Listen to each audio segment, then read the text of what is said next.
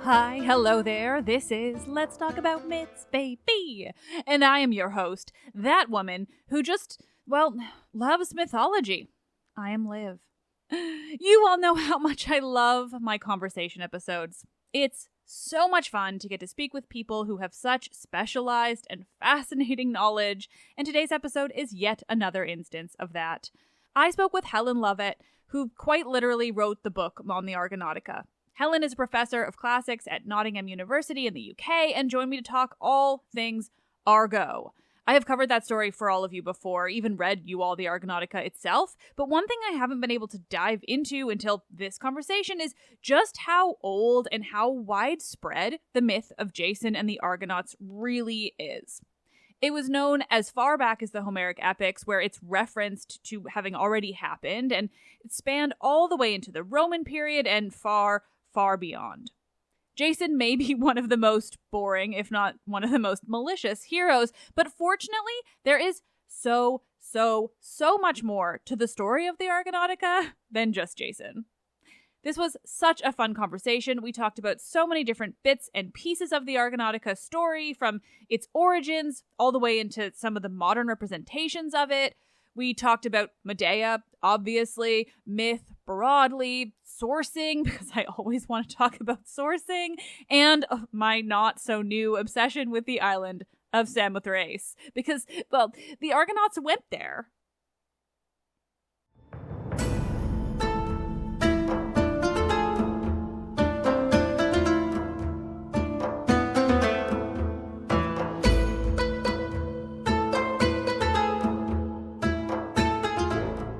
Conversations, a journey aboard the Argo, the many myths of the Argonautika with Helen Lovatt.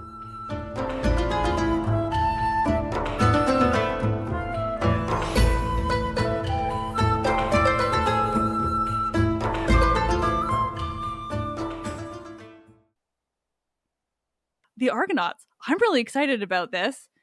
Because obviously the Argonauts, but I find lately I've been talking to so many people about historical things that I'm thrilled when I get like an explicitly, I guess not even explicitly, because there's so much history kind of around it, but these people are explicitly mythological at the very least. Absolutely. Like myth. The cool thing about the Argonaut story is there are just so many weird versions of it, and it's completely an example of what myth is like right from the beginning. Yeah. So, I mean, let's dive right into that. So, I've covered the Argonautika story. Like, typically, I've been using the Apollonius, obviously, because it's like the longest, most complete one that we have. But I've also, seen all those different variations. So, like, how far back does it go? Like, what are the earliest kind of sourcing on these wild people looking for a golden fleece?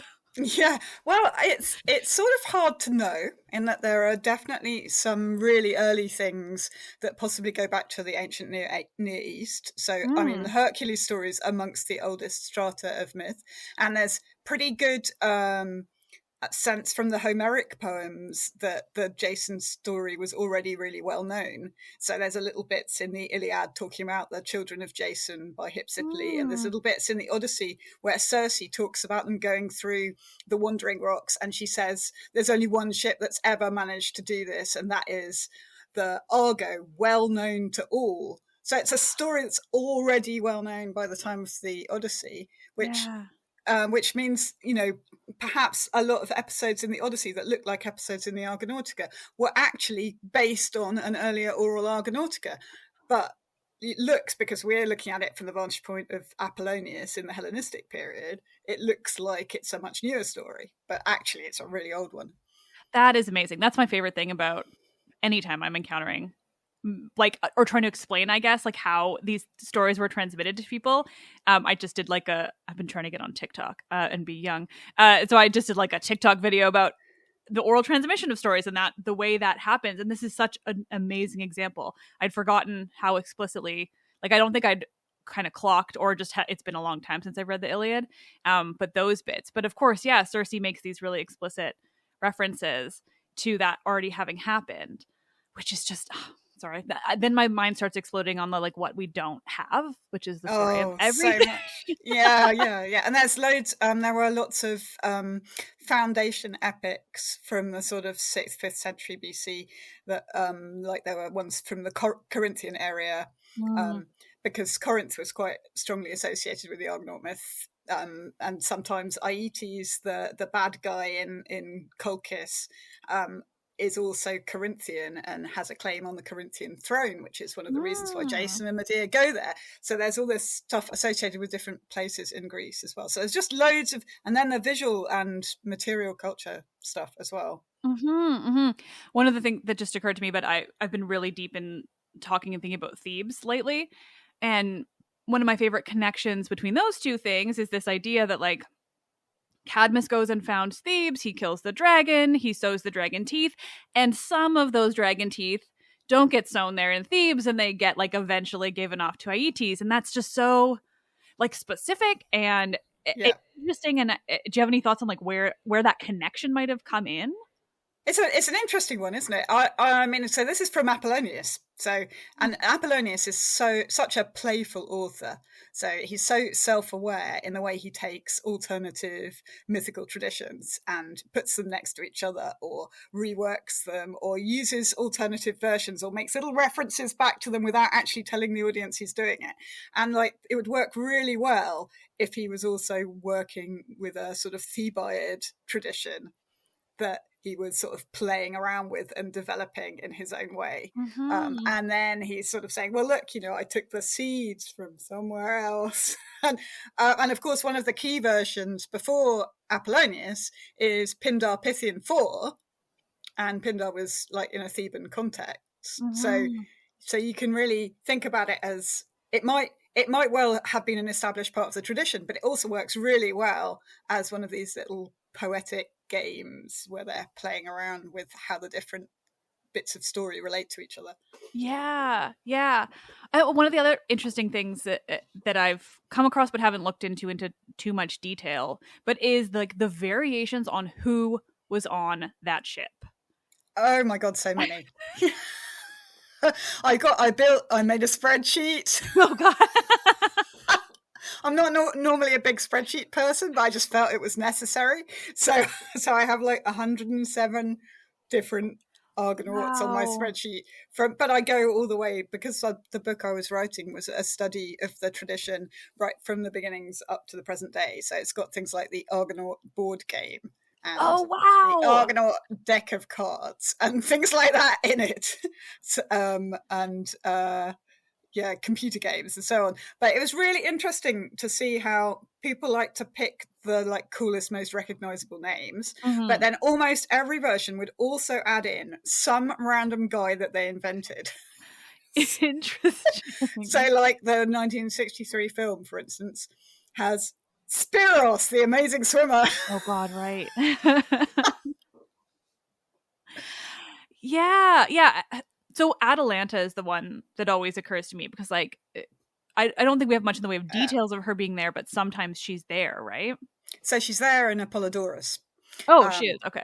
Oh, yeah. So Apollodorus is because he's a sort of handbook of lots of different versions, and so there's a reasonable chance that there was quite an early version in which Atalanta was one of the Argonauts, and also there's quite a strong set of connections between the Caledonian boar hunt and the Argonaut sort of crew, in that a lot of the Argonaut crew were involved in the boar hunt, and that's obviously something she's always involved in. So when Apollonius says we cannot have any women on this ship, it would make a mess. That's another one of those things where he's saying in other versions they include Atalanta, but I am not going to, because I am super misogynist. But although he sort of is and sort of isn't. I was gonna say, yeah. So I started reading that because I've like covered the story, and then I actually did like a full reading of, like, it was an old translation because I have to do public domain, like copyright free translations to read them. But I did this full reading series on the show where I read the whole of the Argonautica, and I kind of went into it thinking like, okay, there's no women. He's making a whole point of it. Like, there's not a lot going on. But then when you get to Medea, like, she's a very cool character. Yes, his version of Medea is very cool in a way that I was not expecting. And I'm like reading it into my microphone, being like, wow. She's very heroic. She's very much like a Homeric hero. Mm-hmm. She has a sort of authority and power. And also I feel like he's part of a long sequence of people who were, you know, pissed off with Euripides. You think so? Yeah. That a lot of people like get really drawn into Euripides' Medea and want to sort of understand where she came from.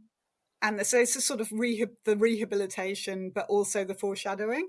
So showing this innocent, idealized, but still powerful and witchy character.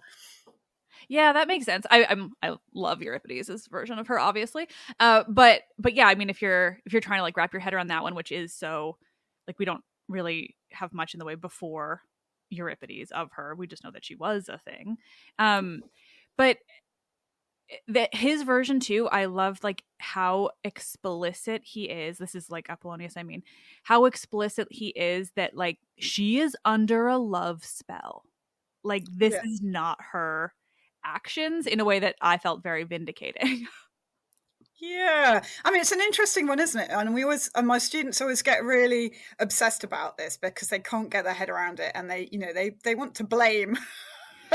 But there's definitely a sort of double causation that happens in epic, where it's both fate and the actions of the people. And I'm actually just listening to Emily Wilson's Odyssey at the moment as a sort of therapeutic act, and I just heard the bit while I was on the tram the other day where Odysseus says, well, you know, fate has brought them to their end, the suitors, but their own, you know, and their own actions. So it's a really clear expression of that double causation. Well, I always try to explain it to my listeners of like, yeah, it's both, but it's also like the two in this context are so interlinked that you almost like can't separate them. Like, it's how I try to describe, and this fits perfectly too, but like the idea of love. It's like love is Aphrodite inflicts love, but also your love is real because Aphrodite has inflicted your love. So it's like, it's fate, it's always going to happen, but also it's real, like, because there is no alternative. You can't form it explicitly on your own. Like, she has to do it in a way that so I think that's how I kind of the god is both the personification of the psychological phenomenon and a character, an anthropomorphic character that has plans and designs of their own, and that all of those things are happening at the same time. So exactly, like, it's just you can't have one without the other, so you can't blame one and not the other. Like, they're just working together in that so explicit way. It's interesting because in Pindar, it's Jason who uses the spell to enchant Medea. So he gets Aphrodite's help to design this sort of magical thing called a yunx, which involves a bird, and we don't really know how it works, but it's some sort of magic spell, some sort of love spell, and he basically makes her fall in love. So he's got a lot more agency in Pindar's version, whereas in Apollonius he's a lot more sort of hapless and passive. Yeah, I haven't read enough Pindar. I don't know why. Well, I guess I do know why. Is that so much of it is tied into like just talking about people who won games, and so I have trouble. Oh, but it's so gorgeous as well. I know, it's beautiful, but for me, I have to turn that into a story for my listeners, and so translating that into like a story that I'm not just reading Pindar to them. Like, if I could just read it aloud, then I would. You know, it's one of those. That's my struggle constantly. But that is really interesting. I think Pythian 4 is a really nice way into Pindar because it's his longest one and one of his most narrative. Okay.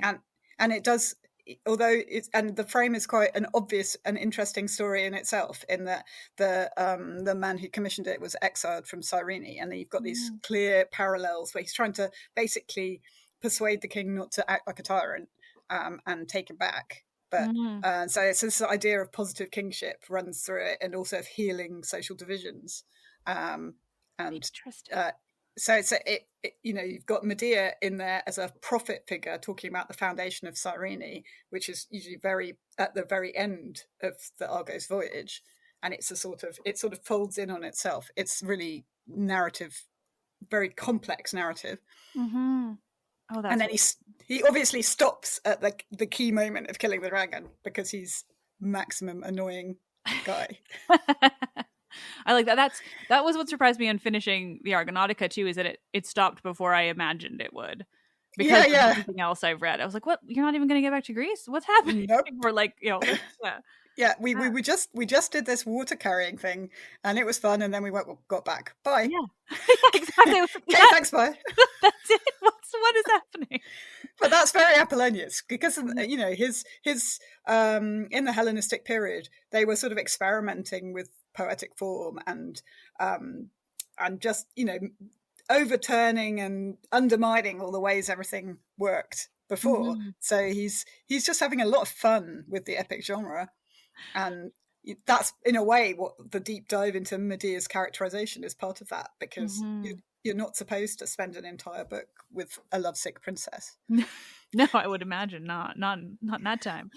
Yeah, it always fascinates me too to specifically look at things like Apollonius compared to the earlier epics, because it's such an interesting difference to see something that was written so intentionally versus compiled over an oral tradition. Like he went in with a point of what he wanted to write, which is something that we don't often have, or certainly we don't for the Iliad and the Odyssey. And then so like looking at those decisions as actual choices being made versus just like the result of a tradition is. Yeah, it's actually quite hard to know what degree of authorial intention you can envisage for the Iliad or the Odyssey, because exactly at some point someone decided what to include. But a lot of that was going on, maybe in the editing process at the time when Apollonius was writing. Yeah. So, oh gosh, there's just so many versions. So before I jump into also wanting to hear your thoughts on the Orphic one, which I have not read any of, I just know it exists. But I'm curious about like locations within it and what those say about, I guess the time, like what was going on, like what is there in the really specific like stops they make along the way, because a lot of the time they can be like really brief and seem like they have no point at all, or they can be like really extensive and you're like, why have you spent so much time explaining this thing? I'm just so curious about them. Yeah, well, one of the things Apollonius is participating in is the Hellenistic interest in travel narrative. So he gives a lot of detail about the specific rivers and what it's like to. And there's a brilliant sort of experimental archaeology book by Tim Severin, the guy who did all those cool voyages, which was part of a 1980s TV series, where he takes Apollonius and uses it to sort of reconstruct what an actual voyage was like with a reconstructed Mycenaean boat. And he really looks at, say, the description of the clashing rocks and compares it to the currents in the Bosphorus. And it's really, really interesting and persuasive in the sort of level of detail that Apollonius gives about the landscape. He's clearly, really fascinated by the geographical realities. There's that. And then there's also the Hellenistic obsession with etiology, so telling stories about how things happened, and foundation stories, and also the interest in sort of the wider Greek world and colonizing other areas, like the Black Sea. So quite a lot of the places that they stop at then later on reinvent themselves as sort of Argonaut town. Right. And it's all over. So because the return journey, there's so many different versions of it. Pretty much anywhere could claim to have had the Argonauts go through on the way back. Like Ljubljana has a big Argonaut tradition. Interesting.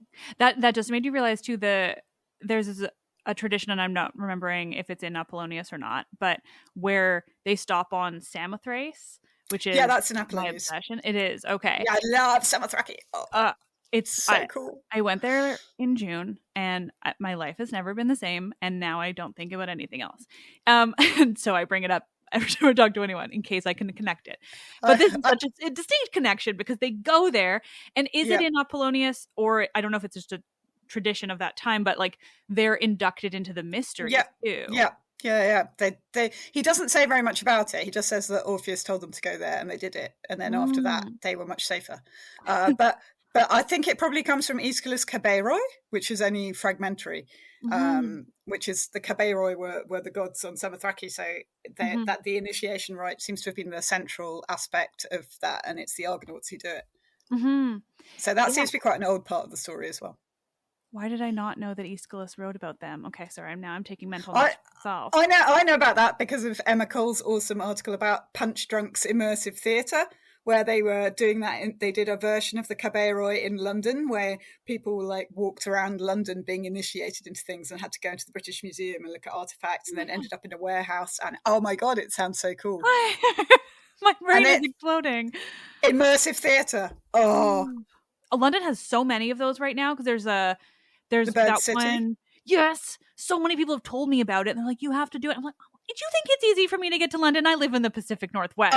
Don't brag. Like I really wanted to go, but I'm too blind. So, because it would involve a lot of hanging out in the dark and falling over things, and I just don't think I could do it.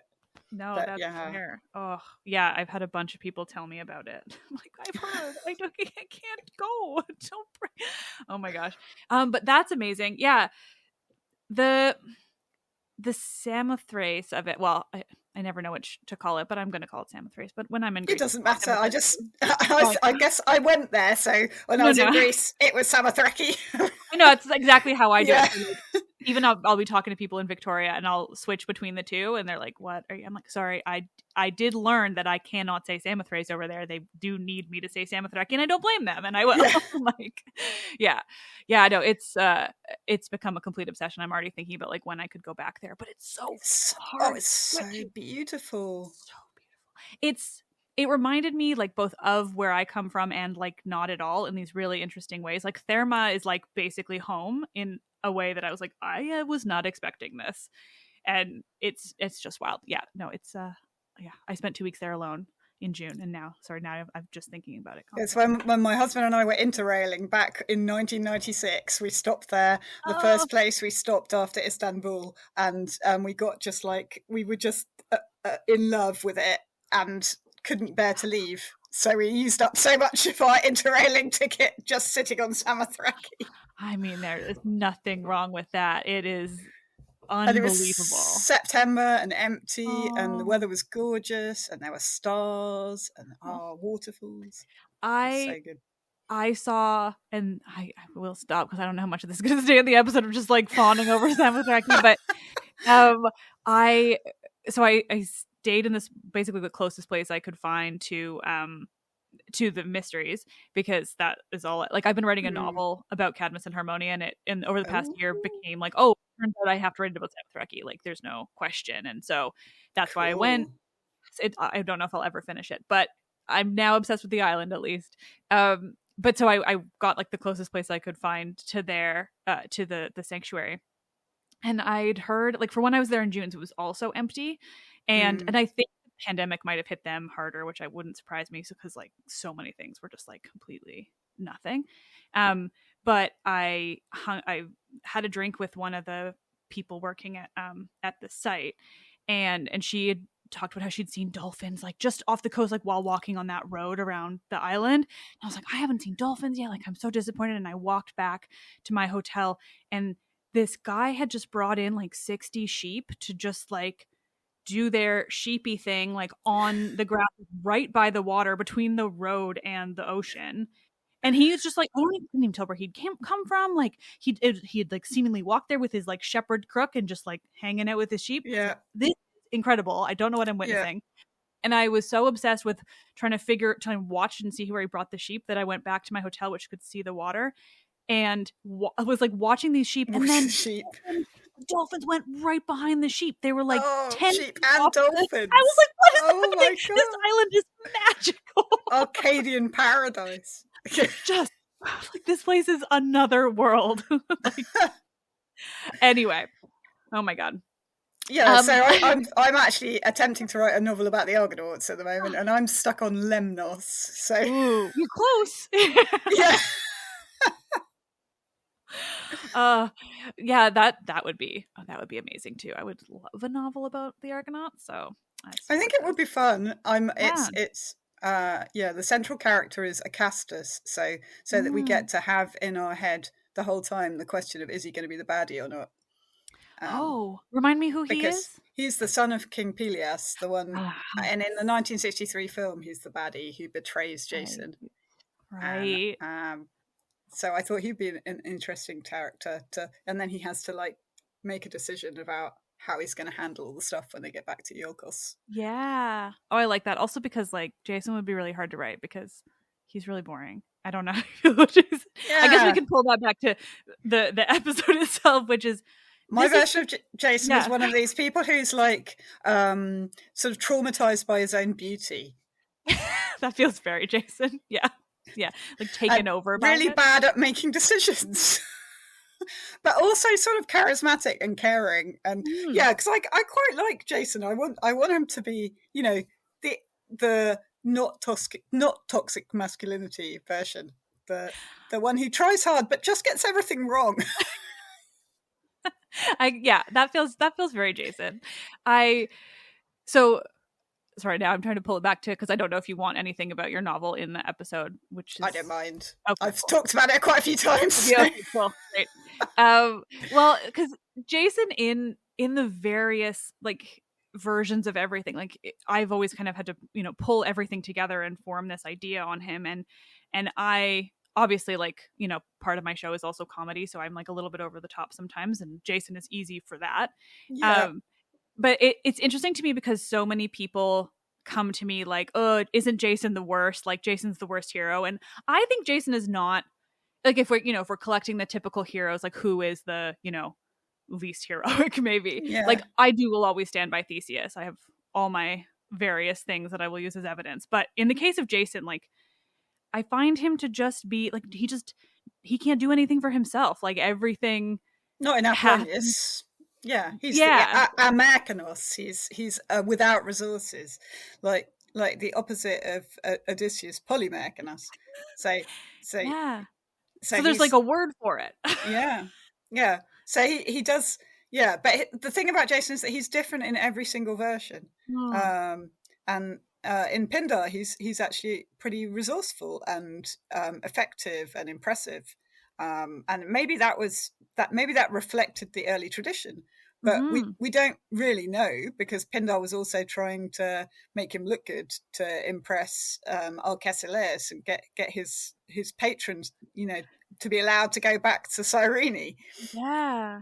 Well, and it's interesting, and I meant to mention this when you brought it up too. So Jason, in Pindar, Jason actually is the one who has Medea fall in love with him, which it is both to me like kind of and also very not Jason. Like, it is him doing something, him actually taking control of the situation in an interesting way. And the big part of the narrative in Pindar is the confrontation with Pelias and then the confrontation with Aeetes. So it's the two bits of the narrative, and then the feats that he gets to do. And it's him who deals with the dragon, not Medea. So it's all, you know, much more positive, strong, heroic Jason in Pindar. That's really interesting. I like that. I'm glad that Jason gets, you know, another version of himself. I usually focus on Euripides just because Medea's my favorite play. It's very, very influential. Yeah. You've got some really, really negative Jasons, like Henry Treece's 1961 novel, where he is just, I mean, he's worse than in Euripides. He's like incredibly cowardly, has no redeeming features, is always trying to manipulate people, you know, rapes Atalanta when she's scared, and you know, there's just loads of he's just really, really horrendous. And he's the first person narrator, so Treece is playing around with you know, how evil can he make his narrator, and people will still read the story. Interesting. I hadn't heard of that. That sounds both dark and fascinating. But yeah, the Herodes version is so interesting because, I mean, obviously it's explicitly like against Jason because that's who is writing these letters, but it's interesting to have these two different people who experienced him in such different ways, like writing about what he did.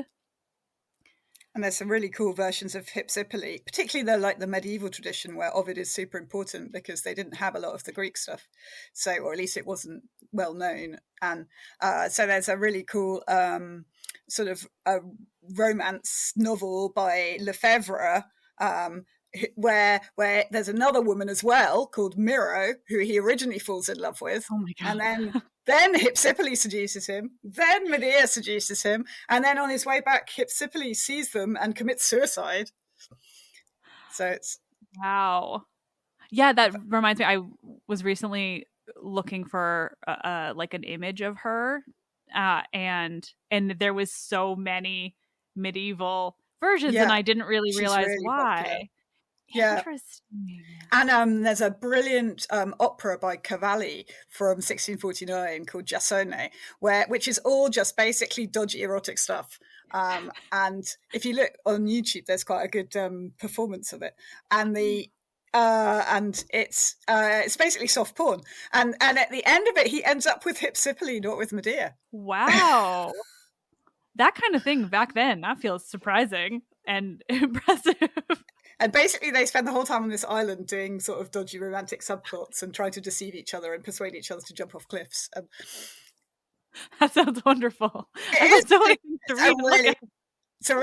was very popular in the 17th century, but it doesn't get performed now because there's sort of no canonical like a score for it. So they have to every time someone performs it, they have to sort of reconstruct it. Oh, yeah. Oh, there's so much. Oh my gosh. Okay. That's fascinating.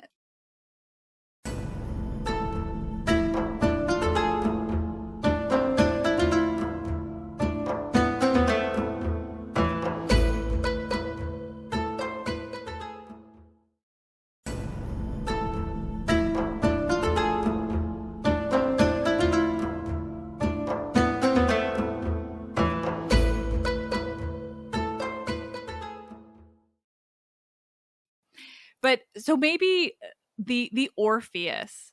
Oh yeah, Argonautika. Yeah. What is, like I said, I haven't read it. I just recently did a series on the Orphic tradition in whatever way that I could in 3 episodes, which kind of broke my brain a little bit. And so I'm like vaguely familiar now with the tradition itself, but yeah, what is the deal with this Orphic Argonautika, which is basically like Orpheus takes almost the role of Jason, right? Like he's like the leader of it? Orpheus is the narrator, but he's still there as a sort of, he's the first person who arrives, and he is in Apollonius as well, and he takes a much more important role. So there's a lot more ritual, and when they're trying to get the fleece in Colchis, he does lots of ritual activity to make it happen, and he's there when they get the dragon and so on.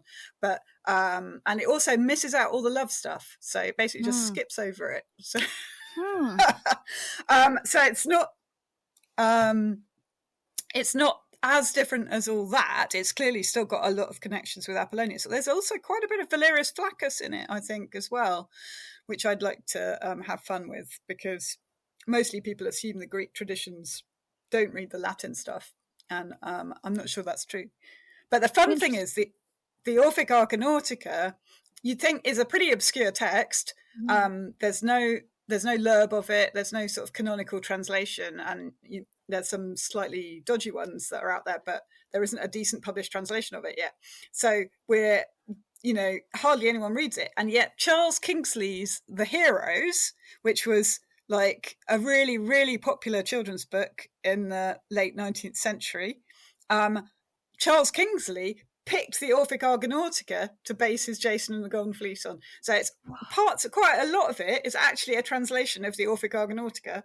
And for him, I think he must have done that because he thought it was the earliest version, because he talks about it as what an old tale. So I think he actually believed it was by Orpheus.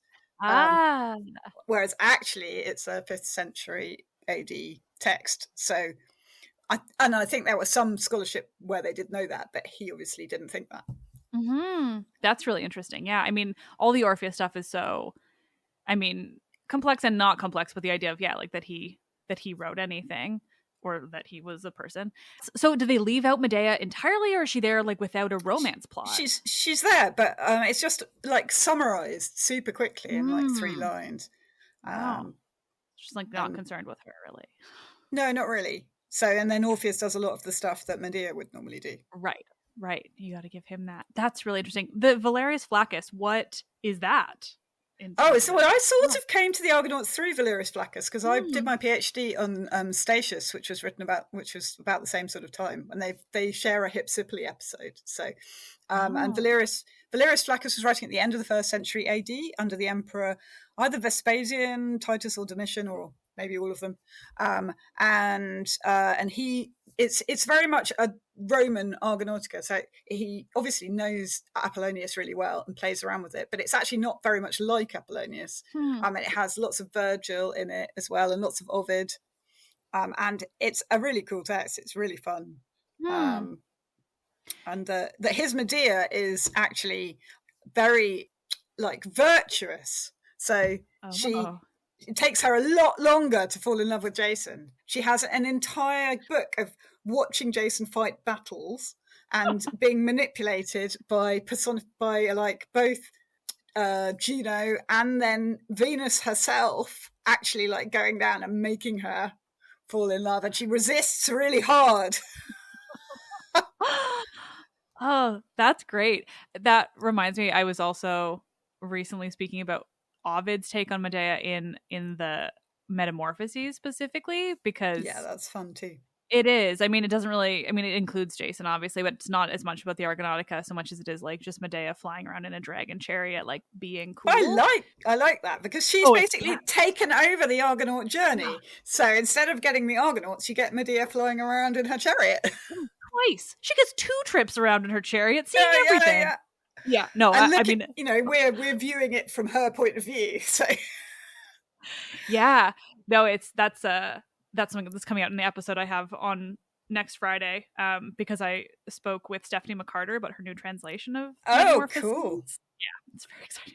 But there's a lot of Medea and her dragon chariot in there. But it is interesting. I hadn't thought about it in that way, though, where it kind of like subsumes the Argonautica. Like he chooses not to cover the Argonautica. He's like, nah, like I want to talk about all the weird magic that Medea does. And yeah, that's quite interesting, especially when you consider the Rhodes. And it's rejuvenating. She's rejuvenating the story. Yeah, that's true. And literally. And all the different herbs. And her, that sort of version, that Ovidian version is really influential later on as well. So the 19th century art quite often has images of Medea walking around in forests gathering herbs, which is really Ovidian. It may have come through William Morris, because William Morris, the arts and crafts movement guy, he actually wrote a complete epic, The Life and Death of Jason, which has got a lot of Ovid in it, as well as lots of medieval stuff. Wow, I didn't know that either. There's so much. I love that. I mean, of course, because you wrote a book about it, but yeah, all the ways that it has been used later is really interesting. I'll admit, I even only saw the like 1960, is it 3 movie? 1963, yeah. I only saw that like last year for the first time, which is bad. And I haven't even seen the Titans one. I don't know why I'm so bad at this, but that one was incredible. Like I was not expecting. It's hard, like going back to old things. The stop motion animation is amazing. It's incredible, and just the Hydra, the skeletons. Oh my god, they're so good. That makes me wish that they were in the book, like this idea of them being like, and it's funny how after that all the picture books and all the images have skeletons instead of warriors in armor. And it's like up till about 2000 when it starts to tail off, and then you get a sort of more authentic sort of well, it makes me think of his Medusa rather in Clash of the Titans becomes like the canonical Medusa. Like everyone now sees Medusa as this like bottom half snake lady, and it's dragony tail. And like that's not in any bit of Greek myth. Like that's Harryhausen are massively influential. Yes, I mean because it's beautiful stuff, but that's although his Medea is very disappointing because she's just basically a dancing girl and she doesn't really get to do anything. So very James Bond, very Bond girl. Yeah, he definitely likes Jason more than Jason Yeah, is actually strong 1960s macho Jason with lots of like skepticism about the gods. Great score though. The score by Bernard Herrmann is really good. And the Talos, I could look like all that. All the Talos stuff is amazing. Yeah, that Talos is in Apollonius's take, right? Yeah. Right at the end, though. Great. So what what the script writers have done is to swap it around so that they avoid the Hylas episode, and they have a different way of a non-sexualized way of getting rid of Hercules. Right. And they also don't let.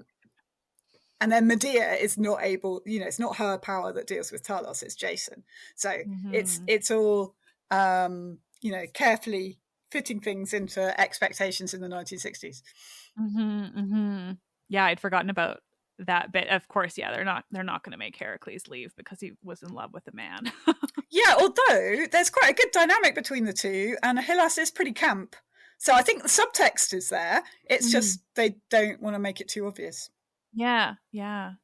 When it comes to like other, like earlier, I guess, like between Pindar and Apollonius, do we have a lot of references, or rather, I guess I don't know if that's a fair question because there's quite a bit of it's mostly fragmentary. There's a lot of tragic fragments, and there's a lot of mythography in fragments as well. So Pherecydes there's quite a lot of rationalizing stuff.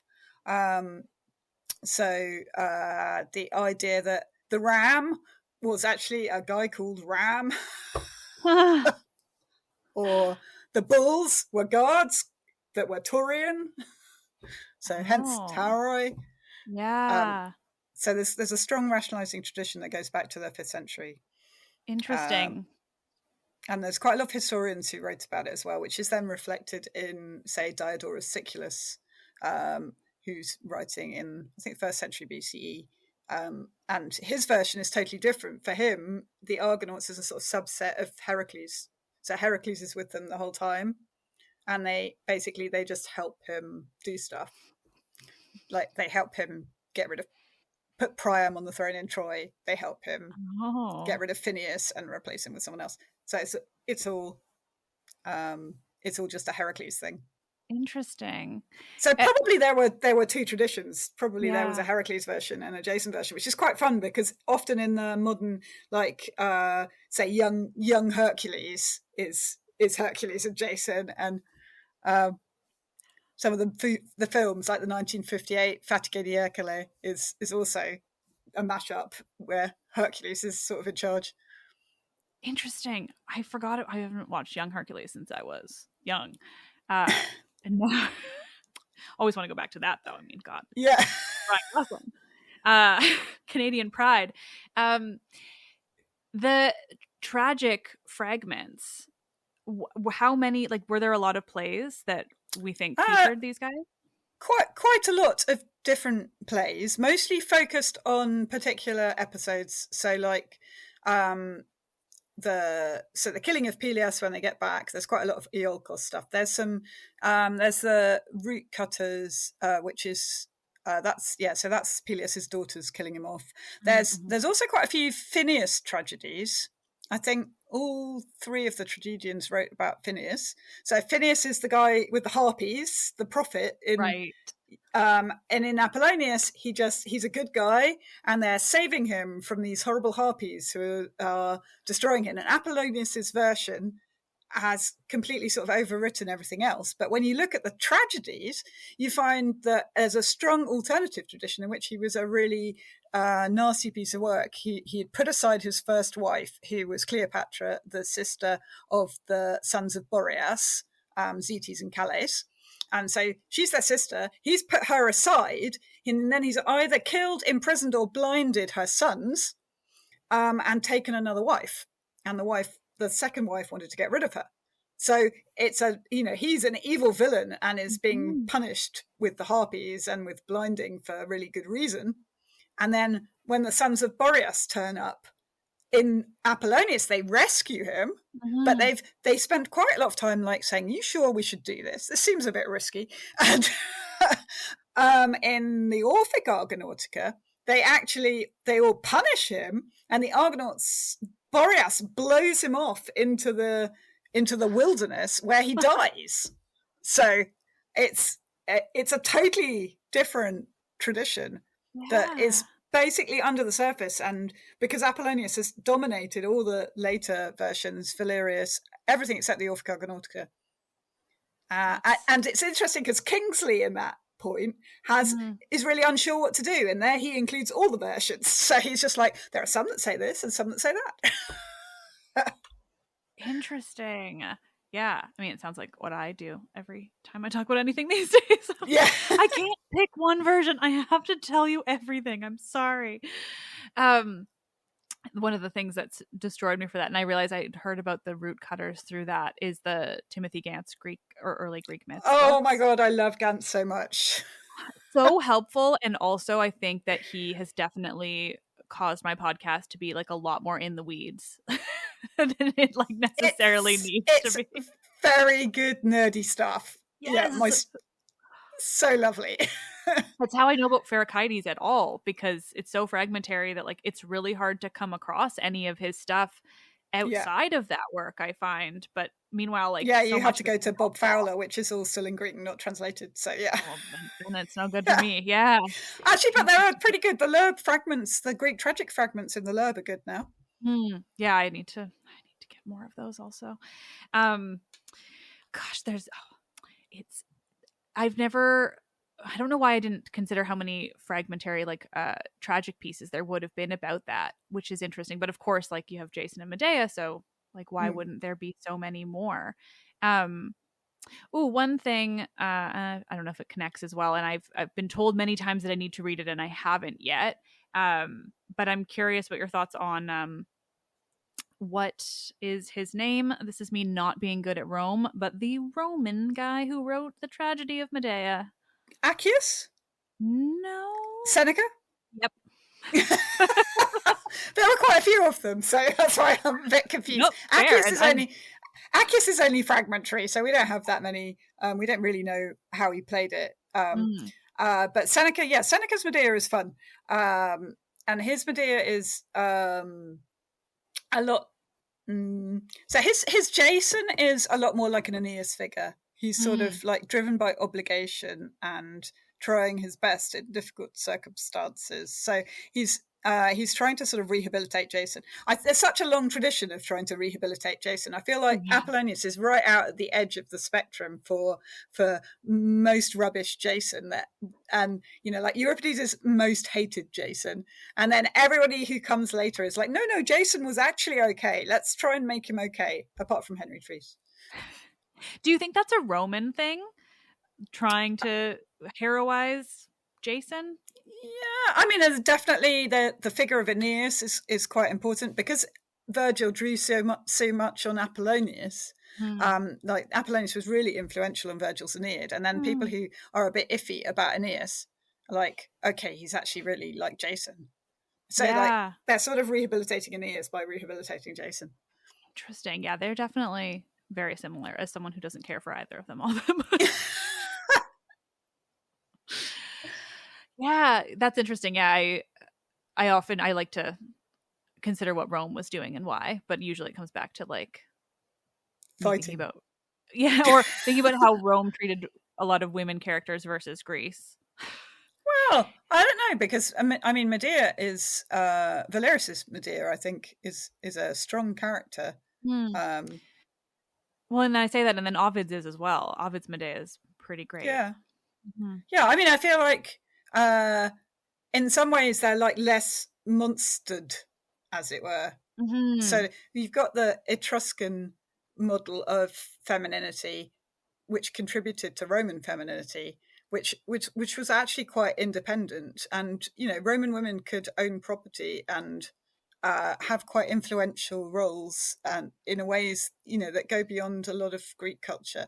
And and to an extent that's true in the Hellenistic period, because if you're a really the power thing trumps the gender thing, right? If you've got the wealth and power, that's what really matters. And that's sort of true of Roman women as well. So I feel like they're not made into monsters as much. but obviously it's still an incredibly misogynistic culture. Yeah, no, and I'm just also like very biased towards Greece and realize I shouldn't be quite so much.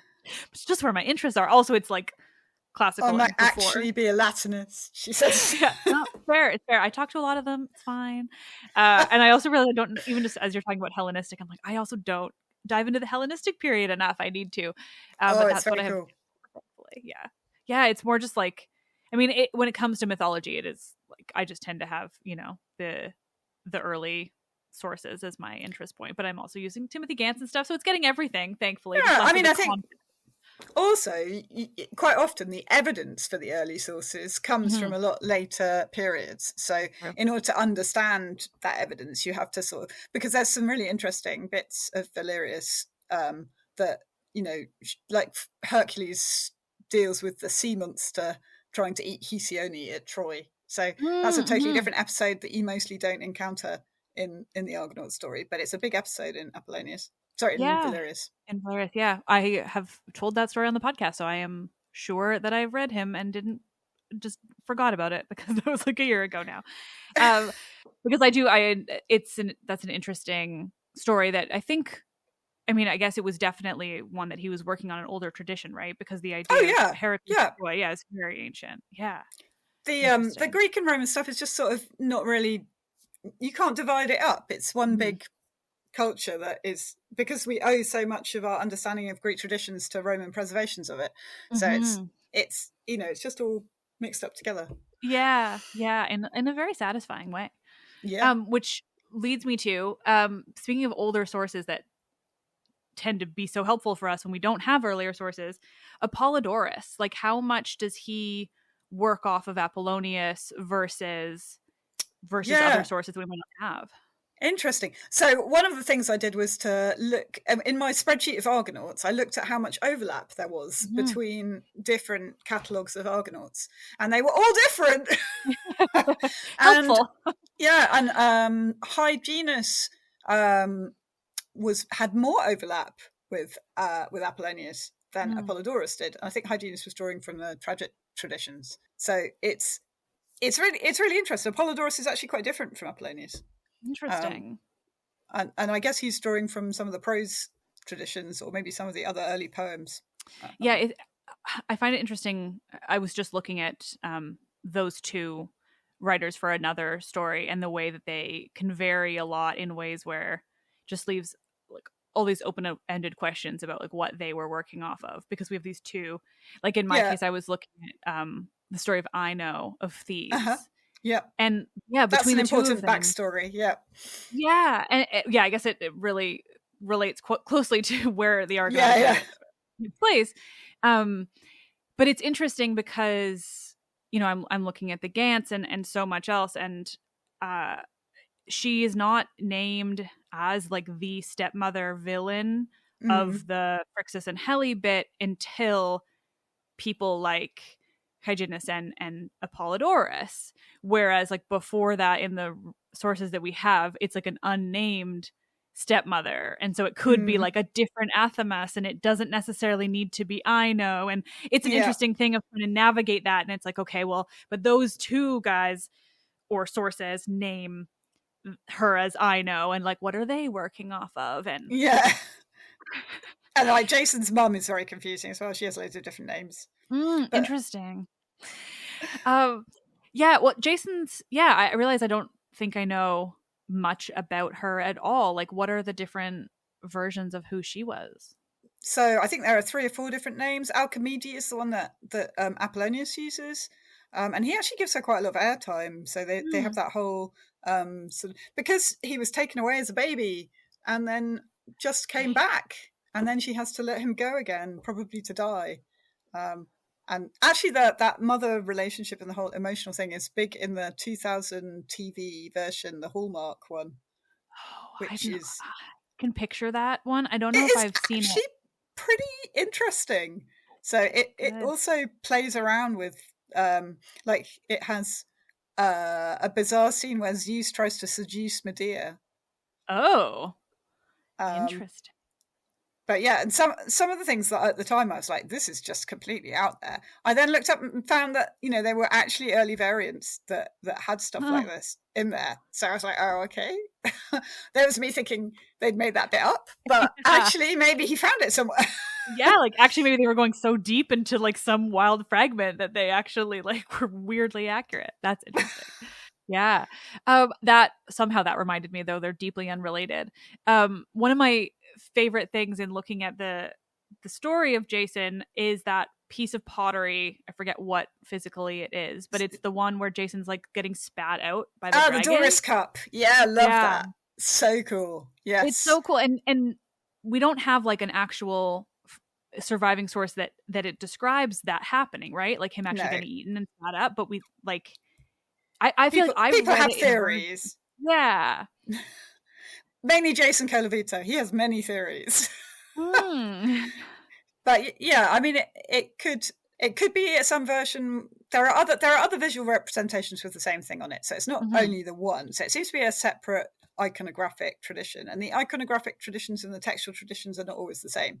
So, and it could be some sort of rejuvenation narrative. I think there's some stuff in the tragic fragments in which Medea rejuvenates Jason. And so it could have been some sort of rejuvenation ritual, or it could be like a sort of Jonah and the whale narrative where you get sort of swallowed but come find your way out again. And it's interesting that in the vase, in the Doris cup, it's Athena helping him, not Medea. So there are quite a lot of older versions that don't give much sort of a role to Medea. And it may be that she was a fairly straightforward sort of I think it's in the catalogue of women where they just get married and everything's happy and fine, and she is presented as being the goal of the quest rather than the fleet. So yeah, that sounds about right. That sounds like Hesiod, if it was Hesiod. Well, there's also the possibility she was a goddess from that fragment, because it's in amongst a whole bunch of other goddesses that marry mortal men. Well, interestingly, she technically should be, right? Like based on her parentage, but she's pretty mortal. Granddaughter of Helios, so I mean, if Circe is her aunt, so if Circe is a goddess, she could be. That's the thing. Her mum is a nymph, apparently. Right. Yeah, that's the thing. By all of that genealogy, you would think that she was like comparatively to anyone else in that situation, and certainly in like most. Hence getting the dragon chariot. Yes, exactly. Well, she's got it. Yeah, I mean, Helios is going to give her that.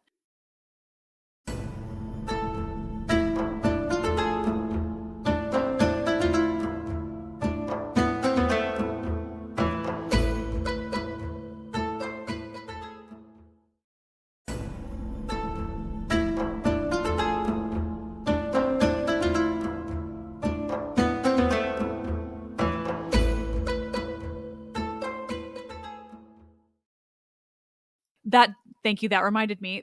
So back when I very first started this podcast, like 5 years ago, when I just honestly really had no idea what I was doing and just like picked up a book of Greek myths that I found. So basically, before I started working off of almost exclusively primary sources, I remember I had read some version in some like, you know, compendium of modern retelling of Greek myths, where it was described that like Medea gave Jason like a poison, I guess, and explicitly told him to get eaten by the dragon so that he could like poison the dragon from within and then get spat out. And that was interesting. It is interesting now thinking about like somebody reconstructing part of the story based on that pottery, but not based on any kind of like textual example, but like also adding in so much. Like that's like an fully invention of the idea of like, yeah, well, he's doing it strategically because it's like a poison and this is all going to work out and that's how he's going to defeat the dragon. Like that is Daniel Ogden's line. Oh, I don't think, funny enough, he was on my podcast like 2 weeks ago. That's what he told me he thinks anyway. Well, then I bet you I definitely wasn't reading him back then. But maybe this person had written, I think it was Robin Waterfield. Oh, okay.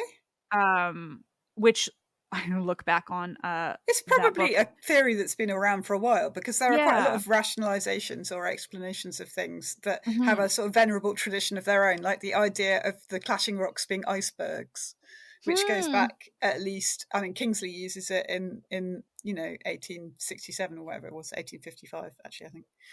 Is there any part of the Mediterranean that would get cold enough for icebergs? Well, I think if you're going to take that line, it's either that the climate was a lot colder then and they had come all the way down through the Black Sea, or that Colchis is not at the edge of the Black Sea, it's somewhere else, or that the voyage actually involved going a lot further north, which it does in the Orphic Argonautica.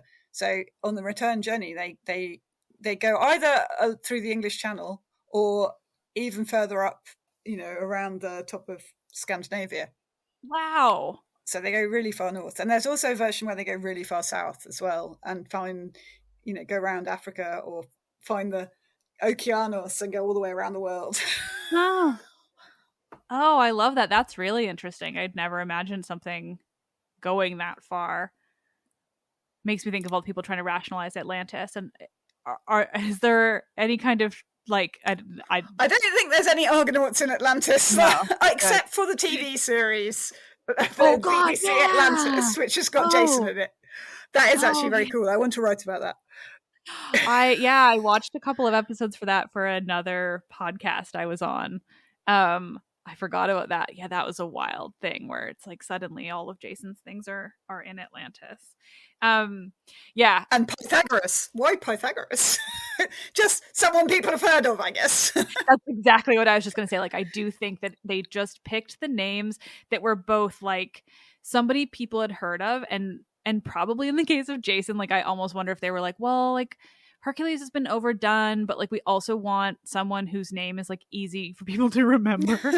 So we're not going to go with like Cadmus or like, I mean, Theseus, I guess maybe you could have, but Jason is just such like it's the one Greek name I think that sounds so completely English in a way that like.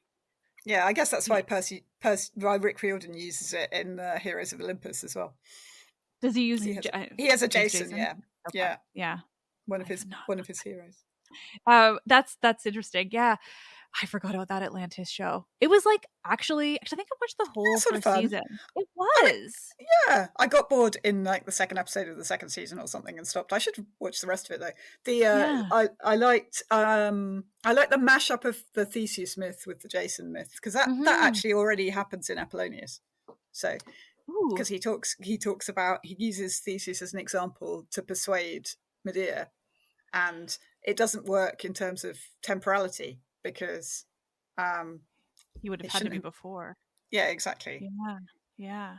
Well, but that feels to me like what they tried to do with Theseus, which like, and I don't have any concrete evidence for this, but in my head, Theseus is just so much of like a rewrite to put Athens into all the important things. Let's just add Theseus. So I guess Apollonius refusing to have Theseus in the Argonautica is like one in the eye for Athens. Yeah, because he is also included in the Argonautica in some versions, right? On your spreadsheet. Yeah, he's in some of the quite early pots. I mean, there's definitely an early pot with the gathering of the Argonauts, which includes Theseus. Interesting. Yeah. Is it Athenian or Attica? I think it is Attic, yeah. That makes sense. Yeah. Like, and hence all the Athena versions. So like Athena is then the person in charge of everything. Which connects to the other thing I'd thought and then forgotten. So thank you. That's the other thing that interests me about the Argonautica and Jason specifically is like he is basically the only hero who is helped by someone who isn't Athena.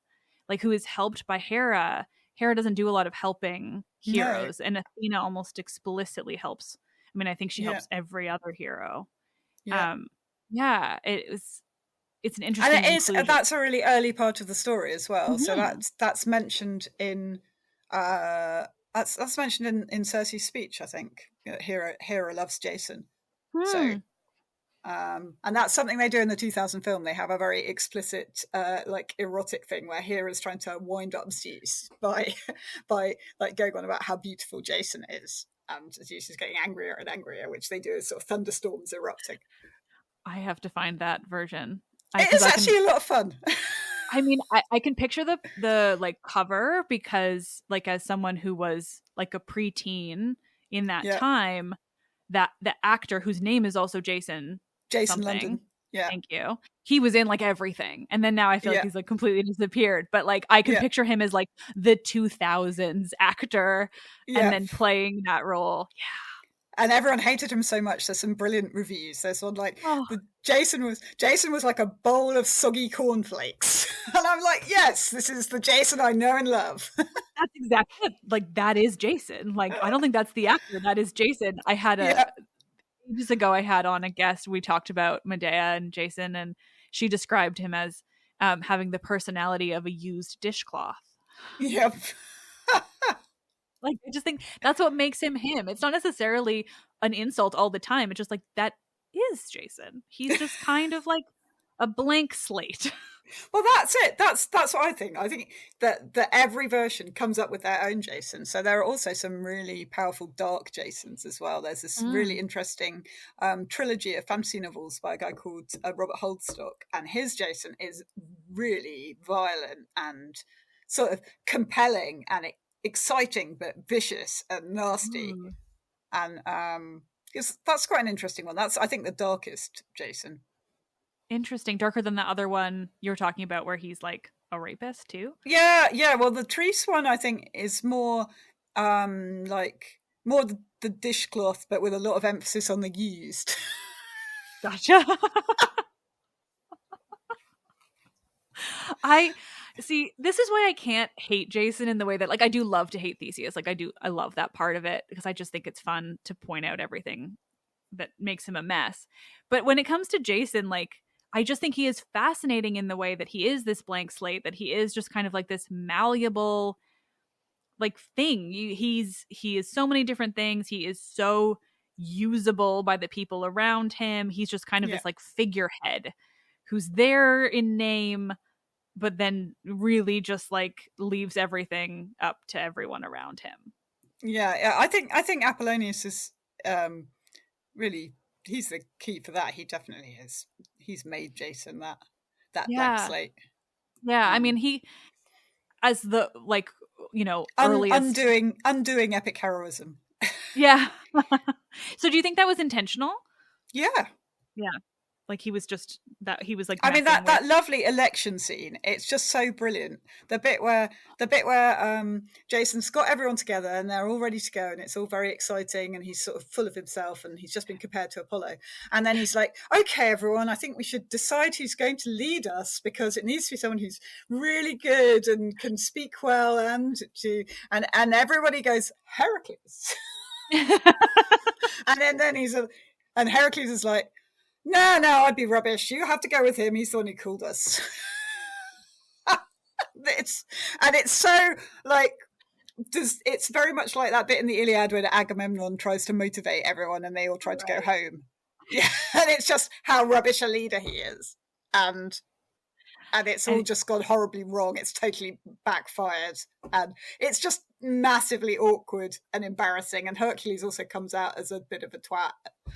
So that there's just no good character in there. Yeah, that's great. I gotta I thought I'd read it so recently, but it's those little details that like I know at the time that I probably laughed through my reading of it. But there's just so much of it, and it's so rich. And the Scholia are also amazing sources for the early versions as well. There was quite a detailed commentary on it, and that's where Gantz gets a lot of his stuff for the early things. So the fragmentary stuff, a lot of them come from the Apollonius Scholia. Mm-hmm. Interesting. Yeah. So as I think that I did all my Jason episodes before I got those books, because they were my little investment.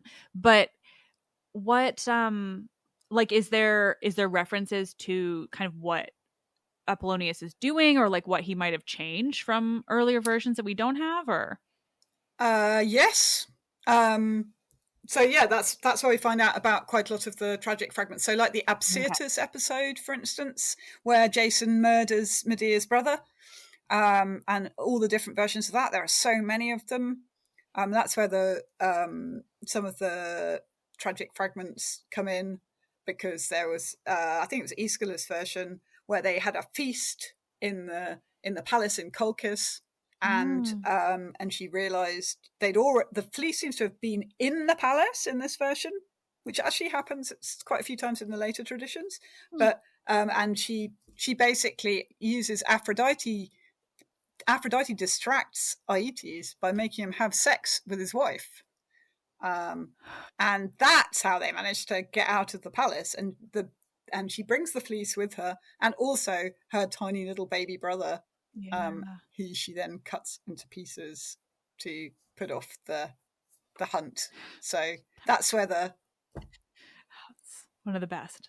The Medea child killer thing starts. Yeah.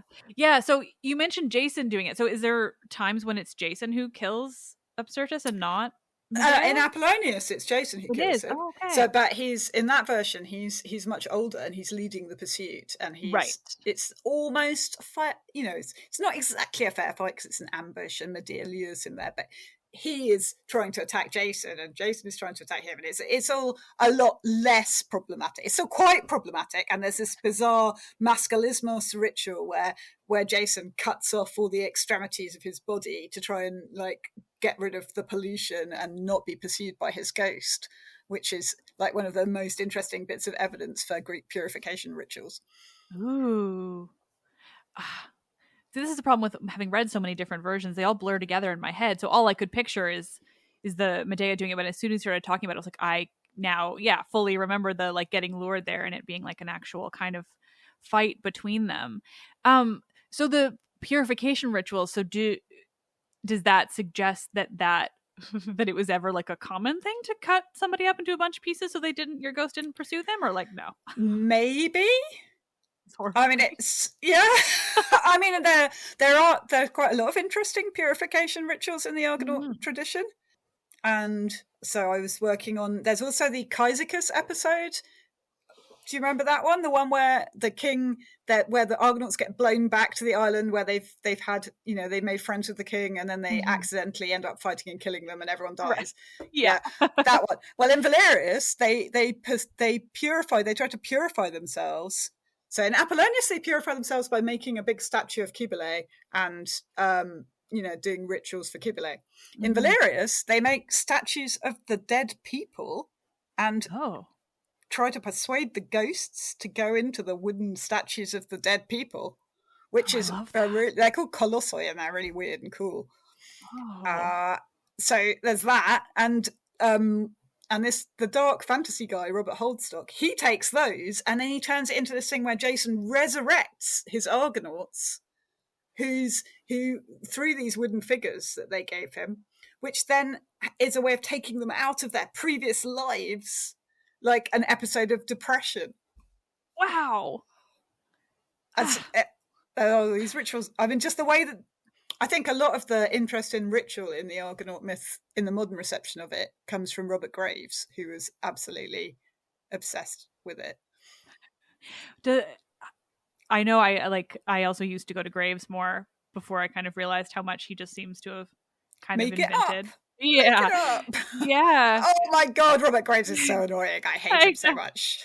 The worst is it's just so hard as somebody who came to this, I have a degree, but I hadn't, studied it. I only have a BA, and I hadn't studied it in 5 years by the time that I started the podcast. And I also just started very casually of being I'm just going to read these myths and tell them to people. And then it exploded.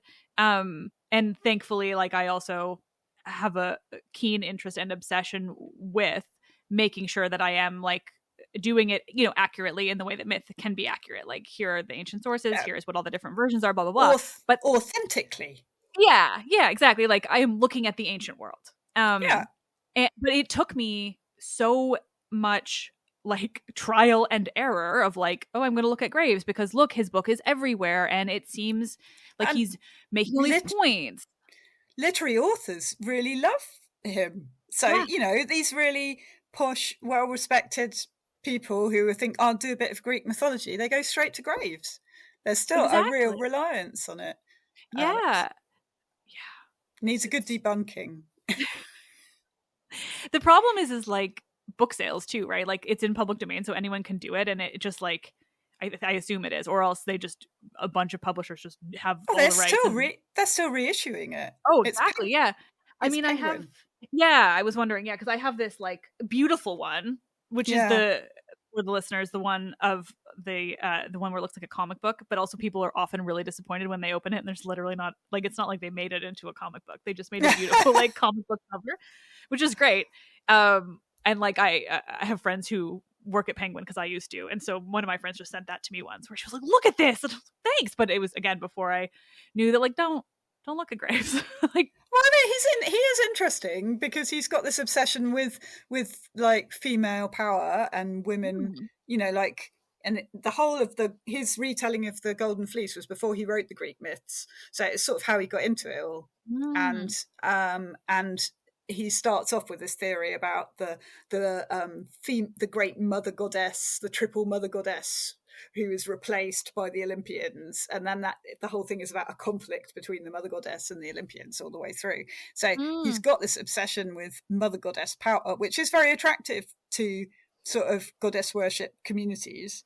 But at the same time, he's still really misogynist in all sorts of ways, objectifies and sexualizes women. So it's really bizarre. Yeah, and I suppose I mean like I don't use it now for sourcing, but it is certainly interesting to like kind of look at what his thought process was too, because like he clearly thought a lot about everything that he was writing. It's just a matter of like how much he also then invented or just like made these sort of wild connections that he then describes almost as fact kind of he will say Hesiod clearly got this wrong. The version in my novel is correct. Right. You're like, that's rational. Yeah, that's up with that. And it's clear that he, on some level, he believed his fiction. Yeah. And a lot of people do. That conviction, which is sort of mad, it does actually affect people. Yeah. I struggle with exactly the opposite. Like, I can't. My biggest struggle with writing my novel is that like I have so much trouble inventing myth because I am now so obsessed with sticking to the ancient sources that like I've even picked characters that like there's very little story about them.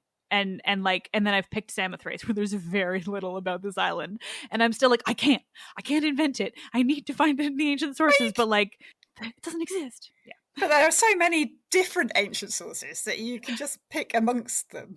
So oh yeah, no, and I do, thankfully. Like I've got a very invented world where I also have had to read some of Nonus because he's like the only person who ever. I love Nonus. Nonus is great. You're the first person who's ever said that. Every time I mention how much Nonus I've read, people are just like, "Oh, you're brave." Like that. I've been. When I wrote my epic gaze book, I had Quintus of Smyrna in there because I had to review a book about Quintus of Smyrna, and I was like, "Oh, this is fun!" So I'll put some of that in.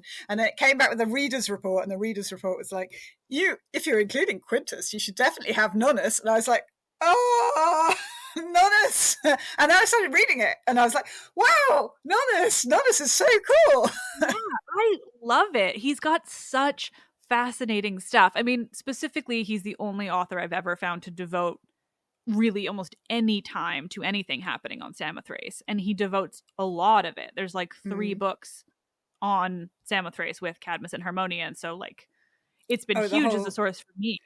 Theban stuff, any Theban stuff, he just loves that. Exactly, which is all I need because everything else is super fragmentary or plays that none of them talk about Cadmus or like enough, you know. I'm not counting Bacchae. That's not the character that I need. It's not very helpful. Yeah. No, it's not my Cadmus. But yeah, no, it's interesting. I love Nonus. I have not read all of it because it is the longest thing ever. 48 books. Long. But I've definitely read all the Theban stuff or all the Cadmus and Harmonia stuff. And also like his take on Dionysus and Ampelus. Oh yeah, Ampelus, yeah. The grape boy.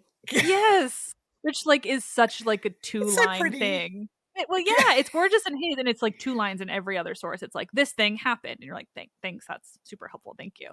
And then Nonus is like, let me tell you this like epic, beautiful little love story about these cute guys, and like, Yeah. Oh, it's so fun. Oh, I'm glad somebody else has even read it, let alone likes it. Oh, you should talk to my colleague Emily. She's a specialist in late Greek epic. Oh my gosh. I might talk about that or bring Yeah. that up later. Yeah. Okay. Well, I feel like we've gone on to so many different topics because this is just fun. I love talking about ancient sourcing broadly. But before I keep you for too much longer, is there any other, like, I don't know, fun, weird things we should know about the Argonautica? Your favorite details, or I don't know. Sometimes it's hard being put on the spot. But Yeah, I don't know. I mean, my favorite version at the moment is a new one I've just discovered, which is a science fiction novel by Samuel Delany from 1969 called Nova, which is sort of passes itself off as a Grail quest, but is actually definitely got so many Argonaut features. So I'm really excited about that because it's a black authored version and there are not that many. So that's really great. But that's not other cool things about Apollonius. No, my brain has now gone blank.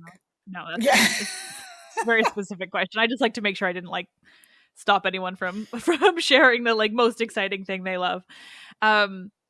Well, why don't do you want to tell my listeners a bit about your book about this? Because obviously that's why you have so much knowledge. Yes, yeah. So I wrote a book called In Search of the Argonauts, which is out with Bloomsbury.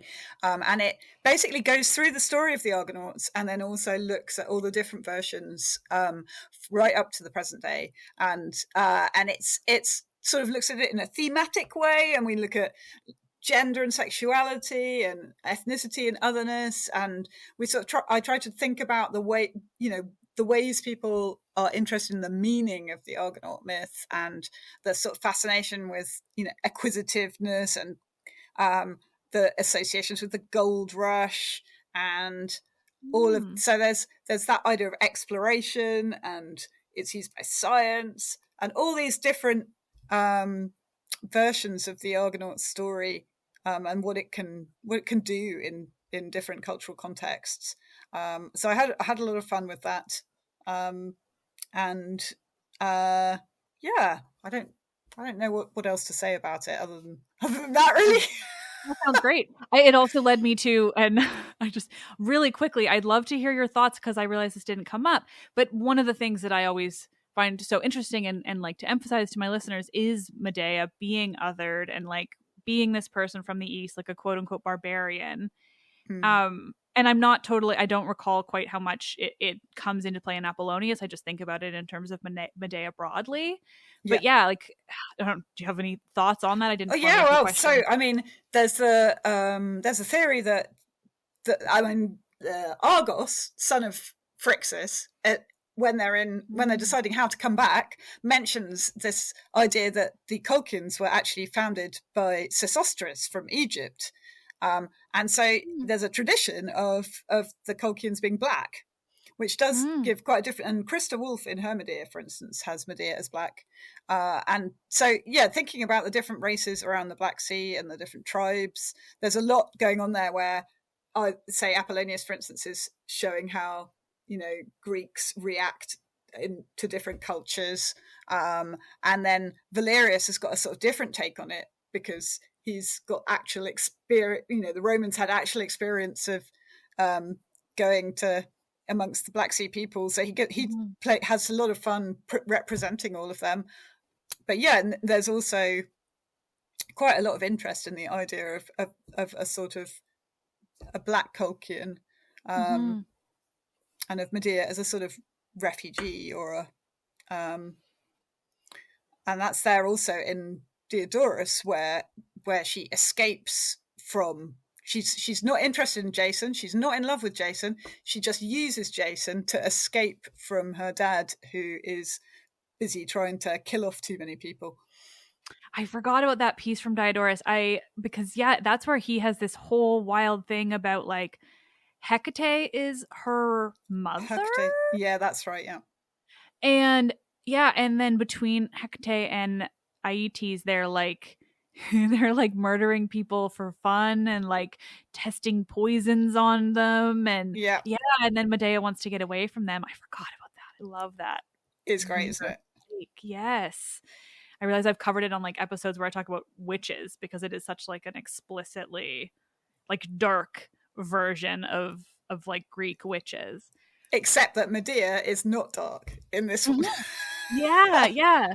It's like it makes Hecate very like much darker than she appears in the ancient Greek sources or like the earlier sources, versus Medea, who is more evil in like Euripides, obviously. So like in an earlier Greek source, and sort of turns that on its head. Yeah. Whereas Krista Wolf turns her into basically a medic. So, so she's escaped. She's leading her migrant community, and then she's trying to make everyone better and happier. And it's a really like positive and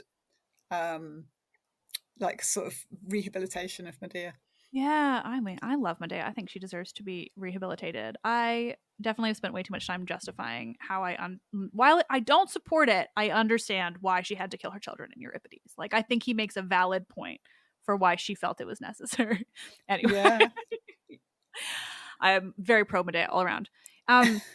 Well, I could probably keep talking about the otherness for ages, so I wish it'd come up earlier, but I won't keep you much longer. But I'm glad it came up. Is there anything else you want to share with my listeners in terms of like where they can find more, or if you want them to follow you anywhere or whatnot? I'm on Twitter as Helen Lovatt too. I've got an Instagram as well.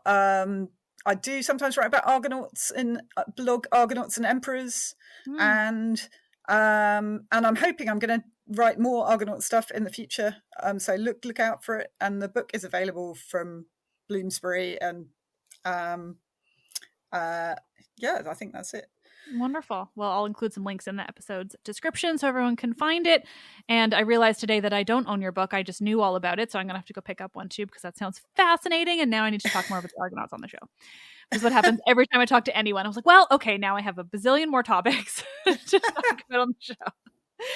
But thank you so much for doing this. It was so much fun. Brilliant. I've really enjoyed it.